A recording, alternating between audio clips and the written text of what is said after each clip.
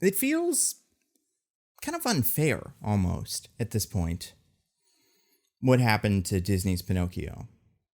Because here's my guess, and this isn't, I don't know this for a fact, but here's how I think this year went down. Guillermo del Toro said, I want to make a Pinocchio movie a very long time ago, obviously, because this had to have been in motion for years and years and years and years and years. Disney got wind of this and said, oh, well, we're going to remake all of our classic animated movies in live action. Half of them will be watchable, and the other half, you'll forget that they, even made a live action Lady and the Tramp movie. That'll just kind of go. But the ones that make money will print money. It'll be great. Beauty and the Beast, one of the highest grossing movies of that year. Aladdin, one of the highest grossing movies of that year. That's just how these go.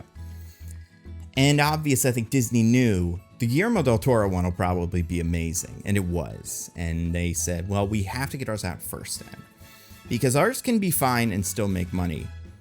Because it's Pinocchio. It's great.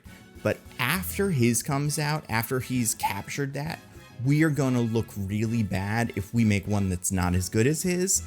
And ours probably won't be as good as his because his is going to be perfect. And obviously, they all don't have to compete with each other. But I think Disney probably thought, we got to get ours out first. That doesn't mean I think they rushed it. I think, all the effects looked about as well as I think they thought they wanted it to look. I'm sure the Russian studio with the Paula Shore one, they probably rushed theirs because they wanted to get theirs out before the Disney one. So on Christmas, grandmas would accidentally buy the wrong one for their kids. And the kids would be like, oh my God, this is 2 Pinocchios away from the Pinocchio I want, but whatever. And I watched all 3 Pinocchios. I think the Russian one is very bad, but there's something really special about the Disney one and how bad it is, how strange it is. I'm sure after Guillermo del Toro's movie came out, Disney said, all right, fine. It's 2022, it's Pinocchio's, it's been a lot. But thank God we're done. Thank God there's no more Pinocchios coming. And we can just let this year end, move on, do Little Mermaid, and that will make billions of dollars. And then right as everybody was packing up and leaving the worst Pinocchio contest, DreamWorks showed up. And they said, hey, we're going to make a sequel to Puss in Boots 10 years later. And I'm sure Disney was like, you know what? That might be our ticket to not being the worst Pinocchio thing this year. Because sometimes DreamWorks makes great movies, but sometimes it does not. It is not a perfect studio. So, let's see what you got, DreamWorks. What's your movie that stars Pinocchio in a very small cameo and Jiminy Cricket in a slightly larger cameo, but is mostly about other fairy tale characters? Is that any good? Is your movie any good? And DreamWorks said, I don't know. It might just be one of the best animated movies of the decade. It might be one of the coolest, most dynamic animated action movies ever made. It could have some of the coolest fight choreography most people have seen in a really long time. It could be a movie that is talked about in the same conversation as movies like Spider-Verse. And it could be genuinely emotionally affecting. It could be a movie that tugs at your heartstrings, but also doesn't just do it in a way that's manipulative. It feels earned. It is what the characters are thinking about, and in the world that exists, and this Puss in Boots character that we've grown to love over the course of probably 5 movies and apparently a TV show that went way longer than anybody imagined it would.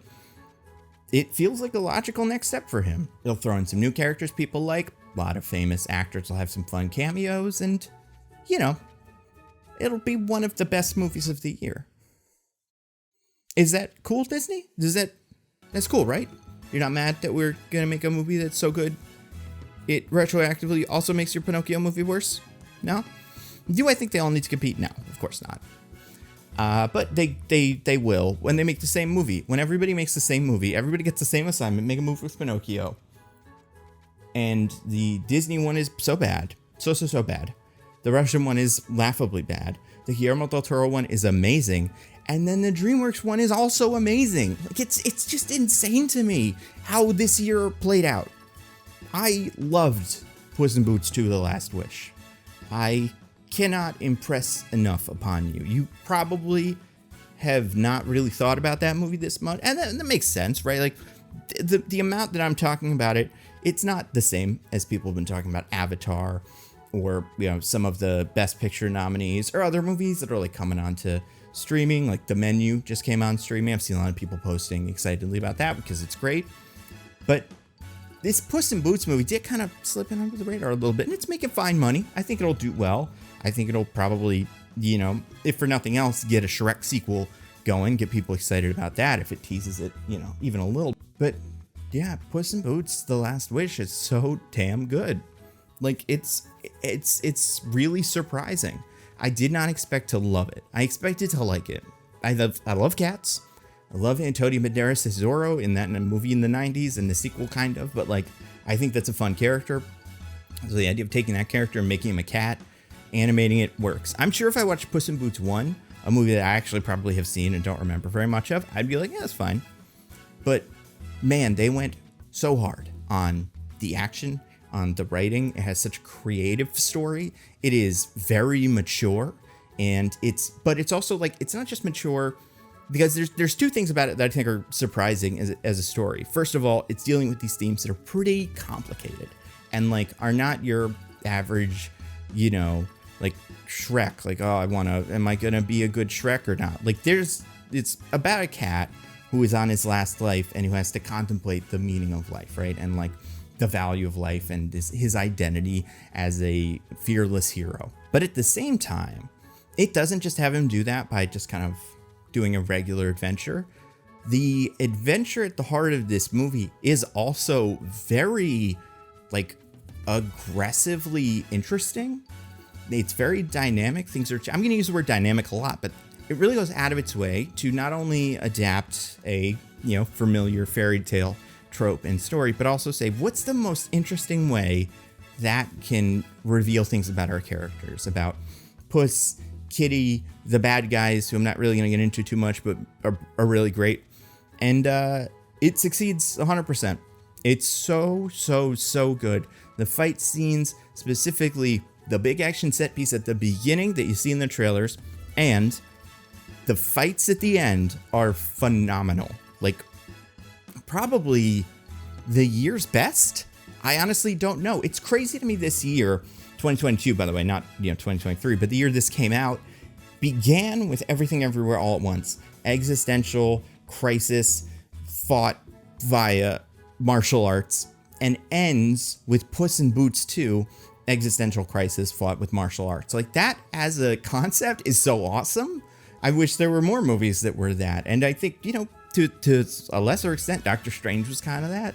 It's very existential, and he did, musical shurikens at evil Doctor Strange. So like, that is a cool version of that as well. And I'm sure, Into the Spider-Verse next year will be that. But the fact that Puss in Boots 2 could have just been a lot like Puss in Boots 1 and probably done okay, but chose to be so cool and take so many risks is really impressive. I don't know how much longer this movie will be in theaters, and I don't know if you, like me, don't go to theaters a lot. I managed to scoop this one up. Like, I saw the tickets for a 10:15 showing by me had pretty much nobody in the theater, and I was like, all right, well, I'm probably not gonna, get COVID from this, so I can go have a good time. And I did. But even if you just watch it at home and you got a nice TV, you will be able to appreciate the colors and the music. A lot of fun music. Puss has a theme song. I don't think he had a theme song in the last one, but it's great. Very memorable. And yeah, I think this movie rules.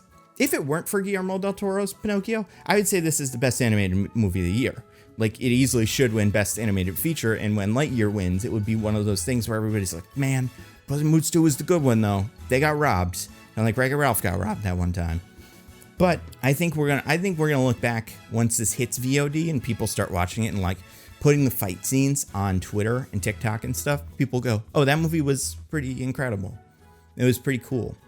I think we might even be in a Paddington 2 situation where there will be people like me that have seen it that'll be telling people for years and years, you gotta watch Puss in Boots 2. And they'll say, I didn't even see the first one. So it doesn't matter. You don't need to know. Know that Selma Hayek is also a cat, and they kind of are boyfriend and girlfriend a little bit, and that's all you need to know. And then it's like, well, I haven't seen a Shrek movie in a while, so maybe someday I'll do like a rewatch, and I'll say, I know that's what you're saying, but just treat this as its own thing and watch it on the big TV and just enjoy. And 2-3 years later, people will watch it and they'll go, you know what? That Puss in Boots movie, that was actually something pretty special. I think that's going to be a thing. Who knows? I mean, maybe it'll be a big hit. Maybe people will start watching it more.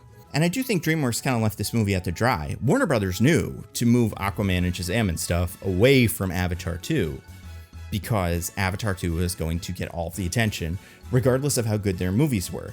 And I think that was a really smart move looking back. As much as I would have liked to see one of them, I understand why as a studio, they waited.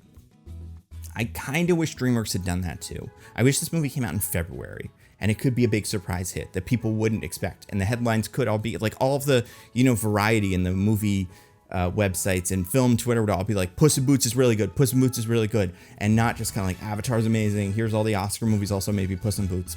But, it's a better problem to have, I guess. And I don't think it will stop a third one from being made or a Shrek movie from being made. So it's the worst thing in the world. But man, if you can find a theater by you that is showing this movie and you want to go late and watch it by yourself, like it is worth it. It is worth the price of admission. Obviously be safe and stuff, but like this movie is pretty awesome. And I think pretty much anybody would have a good time with it. Unless you hate cats or hate Antonio Banderas. Like if he pushed you down at the beach and you spilled your ice cream cone, even that person I think will go, listen, I never liked this guy, but that movie is good. So it's really just cat haters. And even them, I feel like they'll go like, well, I never liked cats, but he's not really a cat. And he kind of makes fun of cats. And he's like, oh, I don't really like being a cat. So I think even cat haters, you would have to be a person who specifically hates Antonio Banderas as a cat. Like something about that. You had some sort of traumatic experience where like while you were watching the first Puss in Boots movie, someone like beat you up. Like you were beat up on the subway and you could see someone on their phone was watching Puss in Boots 1 and you'll never be able to not associate those two things. Maybe that person, I'd be like, this probably isn't for you. But everybody else, enjoy it. Have a good movie. And for that other person, I hope you can get over it and learn to, disconnect because you're missing something really special.